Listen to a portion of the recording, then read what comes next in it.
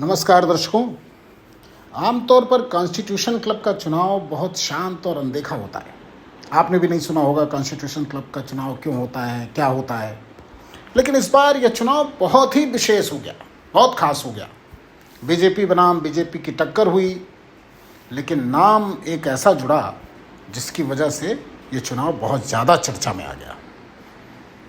वो जो लोग चुनाव लड़ रहे थे, राजीव प्रताप रूडी और उनके खिलाफ संजीव बालियान, पूर्व मंत्री, दोनों मंत्री रहे, बीजेपी के कद्दावर नेताओं में हैं। एक राजपूत वर्ग से आते हैं तो दूसरे जाट। पूरे चुनाव में ये सियासत भी ज़बरदस्त देखने को मिली। लेकिन मैं जिस नाम की चर्चा कर रहा था, जिस नाम की वजह से ये चुनाव बेहद चर्चित हो गया, वो नाम है देश के गृह मंत्री अमित शाह का। आखिर अमित शाह का इस चुनाव से क्या लेना देना था? अमित शाह का नाम क्यों आया? और क्या वाकई में ये चुनाव अमित शाह बनाम अपोजिशन हो गया? क्या अपोजिशन भी इसमें कूद पड़ा पूरी ताकत से? असल में इस चुनाव को हाई प्रोफाइल बनाने में सबसे बड़ा कारण यह था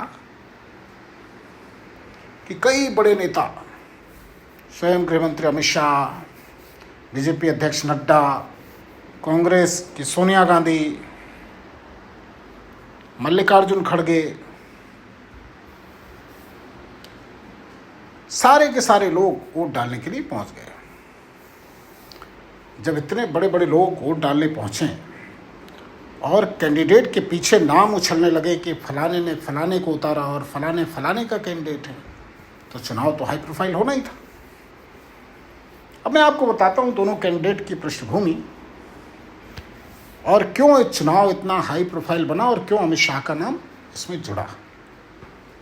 दरअसल राजीव प्रताप रूडी तो पिछले कई सालों से, ख्याल से 15-20 साल से कॉन्स्टिट्यूशन क्लब का सचिव प्रशासन का पद संभाल रहे हैं और बढ़िया काम कर रहे थे। सांसदों की निगाह में वो बहुत अच्छा उन्होंने डेवलप किया कॉन्स्टिट्यूशन क्लब को। वहाँ की कैंटीन को बहुत अच्छा बना दिया, वहाँ के एम्बियंस को अच्छा बना दिया, ओवरऑल प्रेजेंटेशन उसका अच्छा हो गया, सांसदों के लिए सुविधाएं हो गई, जिम खुल गया, स्पोर्ट्स की फैसिलिटी हो गई, उनके लिए जो स्पा वगैरह चाहिए सांसदों के, भाई उनको भी सुख सुविधाओं की बहुत दरकार होती है, वो सारी चीज़ें वहाँ पर हो गई। अब नाम अचानक इस बार अमूमन अनअपोज चुनाव हो जाते हैं। हालांकि पीछे भी कई चुनाव हुए जब विजय गोयल भी एक बार चुनाव लड़े थे, हार गए थे। लेकिन इस बार क्या हुआ? इस बार अचानक मैदान में संजीव बालियान उतर आए। संजीव बालियान उतरे तो ये हुआ भाई बीजेपी के खिलाफ बीजेपी का कैंडिडेट। और संजीव बालियान क्यों आए? तो जब संजीव बालियान का प्रचार शुरू हुआ तो उसमें निशिकांत दुबे बड़ी मुखरता से, पूरी ताकत लगा करके और कानाफूसी शुरू हो गई कि संजीव बालियान को किसी हैवीवेट मंत्री का सरकार में नंबर 2 या सीधे कहें अमित शाह का समर्थन है। अमित शाह ने कहीं अपील नहीं की, अमित शाह ने कहीं सीधे नहीं कहा, लेकिन ये नाम आया। और पॉलिटिक्स में कुछ भी अनायास तो होता नहीं। पॉलिटिक्स में कोई भी चर्चा अगर होती है तो उसके पीछे कुछ न कुछ फैक्ट्स होते हैं, कोई न कोई घटनाओं का सीक्वेंस होता है। और निशिकांत दुबे जिस तरह से सदन के अंदर, सदन के बाहर, जब सरकार को किसी तरीके से, एक तरह से थर्ड पार्टी कोई वॉइस मुखर करवानी होती है कि सरकार नहीं, किसी की इंडिविजुअल वॉइस है, लेकिन होती वो सरकार द्वारा प्रमोटेड है, तो निशिकांत दुबे करते हैं। तो जब वो संजीव बालियान के पीछे निशिकांत दुबे और भी तमाम ऐसे नाम जुड़े तो ये सीधे सीधे हो गया कि अमित शाह का समर्थन संजीव बालियान को है। तो चुनाव तो हाई प्रोफाइल हो ही गया, होना ही था। और जैसे अमित शाह का नाम फ्लोट हुआ, एक दिलचस्प कहानी हो गई राजीव प्रताप रूडी के पक्ष में। आप समझ ही गए होंगे कि अमित शाह का नाम हो या मोदी जी का नाम हो तो अपोजिशन एकजुट होना ही था। सारा का सारा अपोजिशन एकजुट हो गया।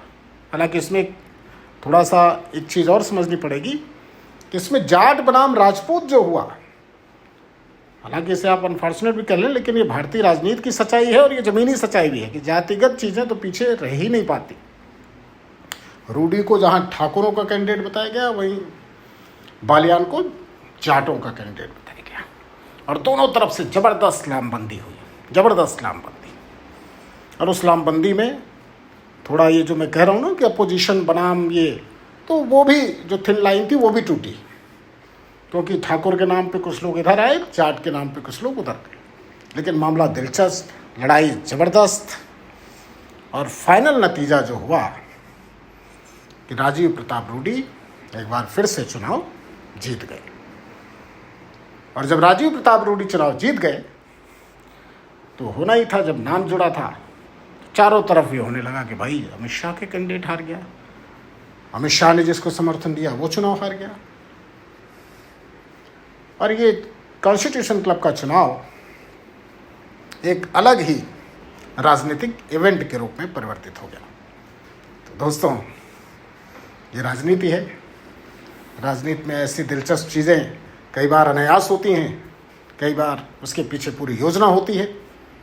अब ये पूरा सुनियोजित था, योजनाबद्ध था, संजीव बालियान का उतरना, या फिर अनायास ऐसी घटनाएं होती गई कि उसमें हैवीवेट नाम जुड़ गए, इसकी समीक्षा होती रहेगी आने वाले दिनों में। लेकिन फिलहाल ताज़ा समाचार यही है कि राजीव प्रताप रूडी एक बार फिर से कॉन्स्टिट्यूशन क्लब के सचिव प्रशासन के पद पर चुने गए हैं। उन्हें अपोजिशन का समर्थन मिला है, और जिस कैंडिडेट को कहा जा रहा था कि वो अमित शाह के समर्थन से मैदान में उतरे हैं, वो चुनाव हार गए। नमस्कार।